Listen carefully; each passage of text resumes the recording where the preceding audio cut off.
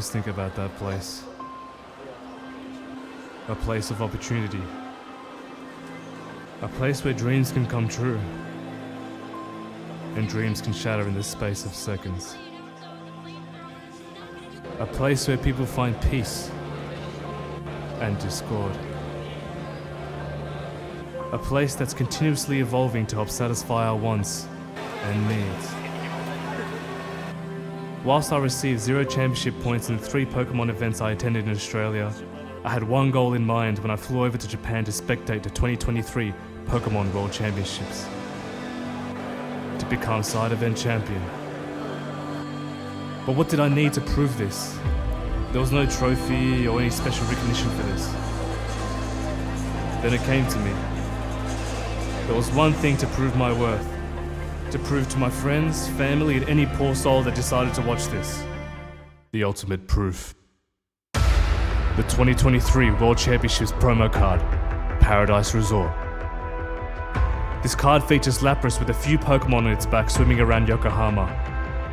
This beautiful card was exclusive to the World Championships and its trainers that received a World's invite. The task to get this card as a prize seemed damn near impossible, as you needed 500 tickets to get this one card.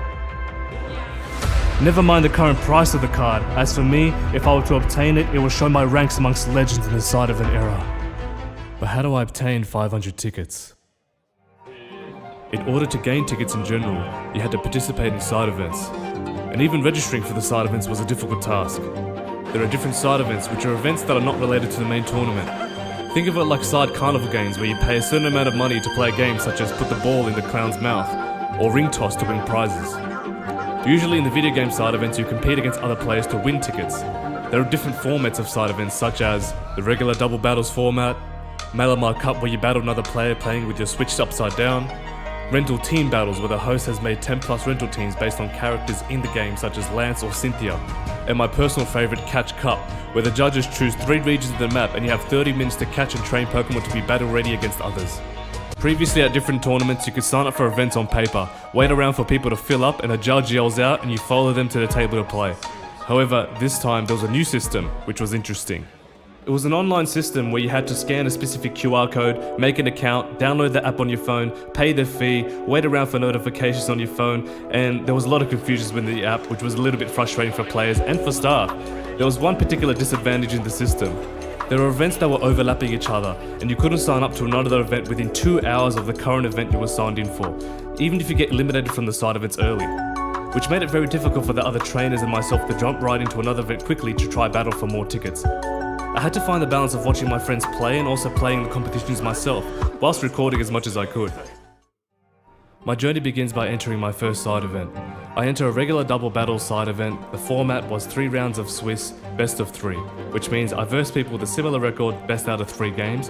The more games you win, the more tickets you get. I battled a nice young man whose cousin was competing in the VGC Worlds tournament, and he was here to spectate. He was also from Australia too.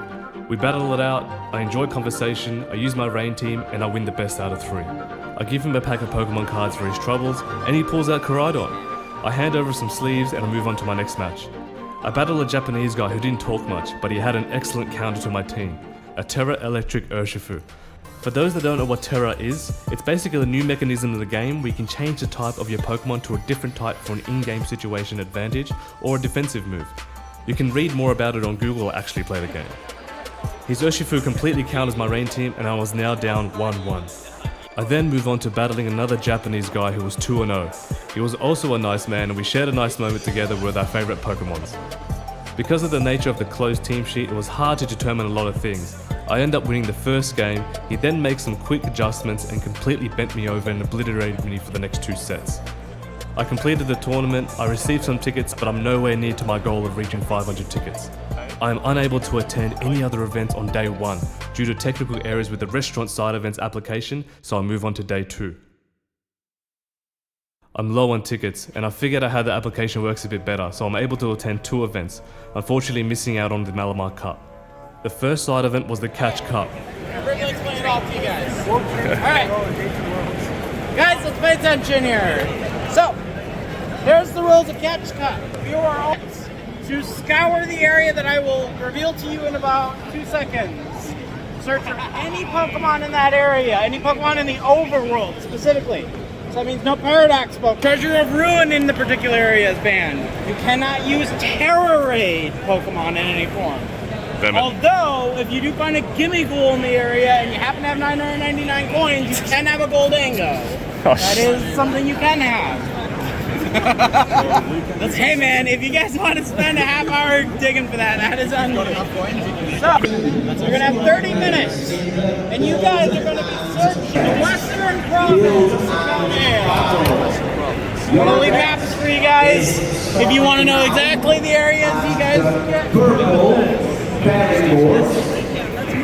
You can use any items you have already purchased. And use Terra Raid Charm. What do you think of the catch cup, Michael? I'm excited. Yeah? First catch cup ever. So Yeah. who knows? Maybe I'll bomb it. Maybe I don't. Yeah. But I'm having fun regardless. Have you got the codes to hack Pokemon in, or because I'm trying to hack? I am not legally allowed to say that. Okay. All right. Well, I tried. You're not Kaifotics. No. The judges gave 3 different areas within the in-game map to find, catch, and train Pokemon in. You had 30 minutes to form a team. After that, we battled others in 3 rounds of Swiss best of 3. I love this format. It put a lot of pressure on us trainers to utilize our critical thinking to find Pokemon in those areas that would synergize well with others, as well as EV training them, attaching items, and feeding them performance-enhancing drugs. I decided on making a sand team as I spent most of my time in the desert. My team consisted of 6 Pokemon: Hit Drop, Tom Brady, Biglet, Gary Highside, Donald Trump, and Sands of Tim. Oh, my Dragon Dance Waterfall Gyarados with Rain Sport and my Amoonguss, who does not have any sport moves except Raging Powder. Thanks for the team sheet. Yeah, no problem. Oh shit. Alright, my team ain't too bad. It's not too bad. Fortunately, my first opponent was a no-show due to the sheer force that I had built, so I got an automatic win. I moved on to the second opponent, who was also an Australian player, who played in the day 1 of the VGC World Championships. He built a strong team that completely countered mine. He had a Pelipper and Palafin, and pretty much jet punched and wave crashed his way to victory. I lost the set 2-0. I then moved on to my final battle with a trainer from the Netherlands. She also had a Pelipper and Palafin, and given my recent loss, I had enough experience to find a way to counter the team. Sands of Tim. Sometimes in the overworld there are Pokemon that have different Terra types to their native one. Sands of Tim's natural Terra type was ground, but I had found a special one that's Terra type was grass. He was the key to my victory. I win the first match, then lose the second, then win the third, very narrowly. I finished the set 2-1 in my series, allowing me to gain 100 tickets. I went and proceeded to play the Chaos Cup, where the judges had made rental teams based on NPCs within the game, such as Lance or Cynthia. They were fully trained and some teams were almost monotype, meaning the majority of the teams were built on one dominant typing, such as Dragon typing. I win the first match against a European player. Which is not happening. Right, sorry, man. This guy got parried fucking 6 times in a row. King of paralyzes. Sorry, Arbel. Parried 6 times. It's, King of paralyzes. like it. Grimmsnarl's broken. Guys, okay? Yeah. I got dicked. Paralyzed dick. That's it. Oh yeah, love it. Then I win my second match against an American player who lives in Okinawa. I was in a great position as I had a Grimmsnarl that had Thunder Wave. This would basically paralyze his whole team, making him slow and also not being able to move sometimes. I get the RNG gods on my side, and I've defeated 2 opponents, so I'm on a 2-0 run. And going 3-0 would guarantee me 200 tickets, which is huge. I end up battling a nice Japanese man named Masanori, who also had support on his side. This was the ultimate test. I have already lost against 2 Japanese players who completely obliterated me. However, this was my chance of redemption. There is a small team advantage on his side, but I completely ignore it. He wins the first game, I take the second game. He ends up winning the last game, making me go 2-1 in the tournament, which grants me 100 tickets again. Name? What's it called? Salt grape fruits. Okay. ありがとうございます。特性威嚇のポケモンが相手のパーティーには多かったので、負けん気の特性を持つウォーグルがとても役に立ちました。で、そのウォーグルの追い風によって展開がしやすかったのも、結構その勝利への、鍵だったのかなって思いました。ありがとうございました。There's not much I can do now, and my end goal started to look more distant. With the shortage of side events the next day, I had to somehow win the next tournaments. I retire from the day and watch the Aussies play in the main tournaments. I go home, back to Shinjuku. I'm keen for the next day of events. I decide to go out partying and attend karaoke with people I met in Japan.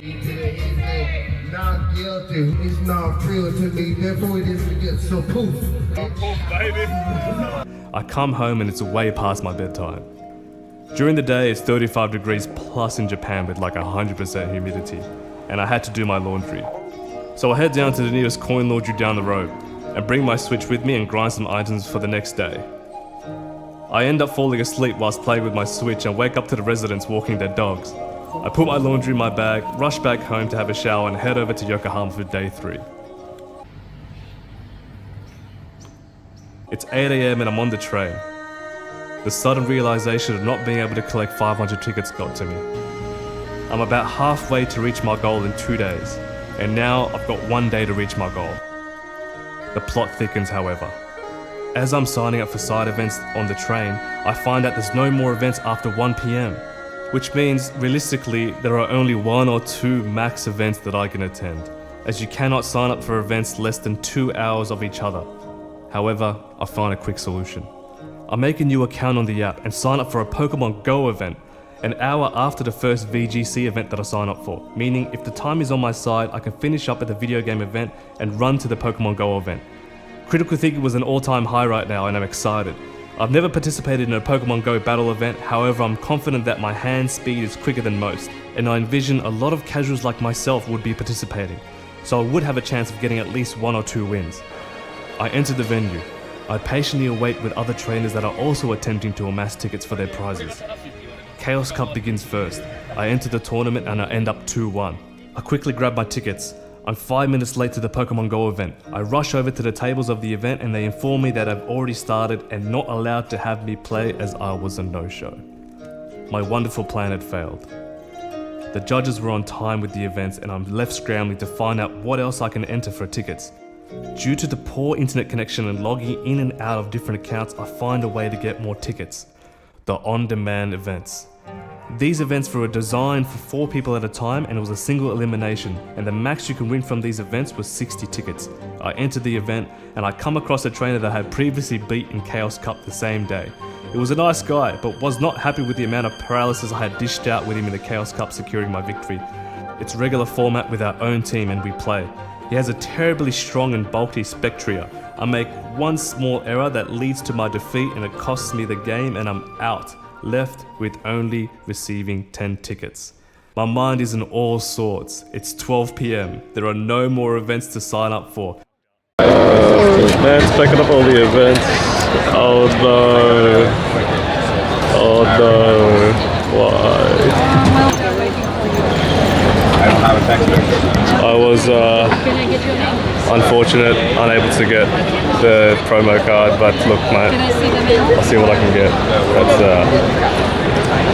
my soul is full of salt. I need something to cure it.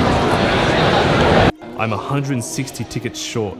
My goal of obtaining the special Pokemon trading card has faded. It was physically impossible to gain any more tickets. I'm sad inside, but smiling outside. I go into deep thought, reflecting on my games, what I could have done to win and stay ahead of the ticket race. A trickle of sweat drips down my backside.